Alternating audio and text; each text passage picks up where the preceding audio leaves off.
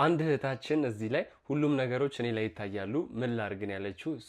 ሁላችሁም ቴክስት ልካችሁልኛል፣ እንዲሁም ደግሞ ኮመንት ላይ እንደዚህ አይነት ምልክት ያለባችሁ ሰዎች ቤታችሁ ሆናችሁ የምትጠቀሟቸውን 3 ነገሮች ልንገራችሁ።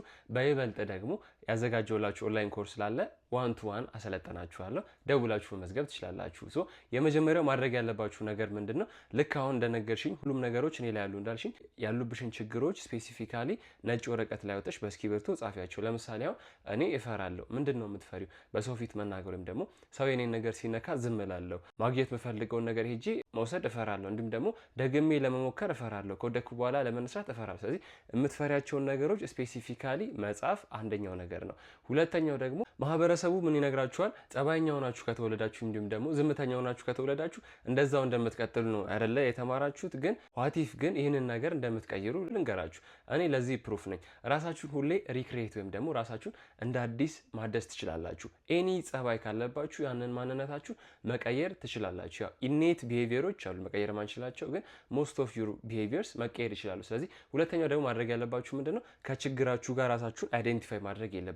አሁን ለምሳሌ እፈራለሁ ስትሉ ልክ የፍራታችሁ ከራሳችሁ ከማንነታችሁ ከውስጥ ከሶላችሁ ጋር የሚገናኝ ከሆነ የፍራት መቼም ነው የማይጠፋው። ስለዚህ ሶል ደግሞ ወይም ደግሞ የሂውማን ስፒሪት ሁሌ የሚያድግና በአእምሮና በስጋ ያለውን ነገር ብሬክ አድርጎ ያንን ነገር ሊሚቴሽኑን የሚፈታ ነገር ስለሆነ ሁለተኛ ከችግራችሁ ጋር ራሳችሁን አታነጻጽሩ ወይም ደግሞ አይዴንቲፋይ ማድረግ የለባችሁም። ትልቁ ስህተት ይሄ ነው ማለት ነው።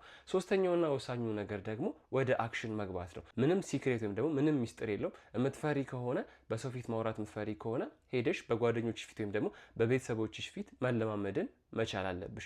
ሁለተኛ ደግሞ ከወደቅሽ በኋላ መነሳትን ከፈራሽ ብዙ ጊዜ የሚፈራው ለሰው ልጅ ለምንድነው? ሂውማን ሳይኪ ከወደቅሽ በኋላ ሰው እንደዚህ እኮ ይለኛል፣ እኔ ነገርኩሽ እኮ አትሞክሪ ብዬሻል ነበር እንዴ፣ ከዛ ጋር ደግሞ ከኔ ብትማሪ የተሻለ ነበር ምናምን የሚሉሽ ብዙ ሰዎች ይኖራል። ስለዚህ እነዚህን ሀሳቦች ደግሞ ኮንትሮል ካላረግሻቸው አእምሮሽ ውስጥ ይቆጣጠሩሽና ያሳስሩሽና ቤትሽ ቁጭ ትያለሽ። እንዲሁም ደግሞ መስራት የፈለግሽውን ነገሮች እንዳትደፍሪ ያደርግሻል። ስለዚህ ቀጥታ ወደ ተግባር መግባት ማለት ነው። ሰው የሚለው ነገር ይሄ ነው፣ እኔ ግን ክሊርሊ የምፈልገውና ማድረግ ማሳካት ፈልገው ነገር ይሄ ነው ብለሽ ቁጭ ብለሽ ከራስሽ ጋር ማውራት መፍትሄ መፈለግ ማለት ነው።